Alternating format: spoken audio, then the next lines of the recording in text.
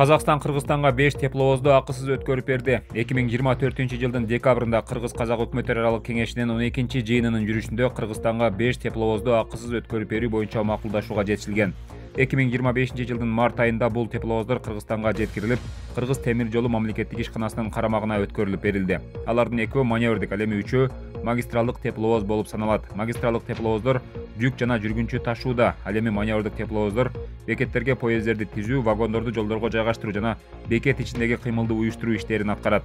Бүгүнкү күндө Бишкек балыкчы тилкесинде жүк ташуу жана жүргүнчүлөрдүн агымын өсүшүн эске алганда Кыргыз темир жолу алынган 3 магистралдык тепловоздун жардамы менен бул тилкеде үзгүлтүксүз иштөөнү камсыздайт.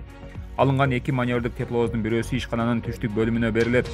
Экинчи маневрдик тепловоз Бишкектен Кара-Балтага чейинки бекеттерде иштерди аткарат.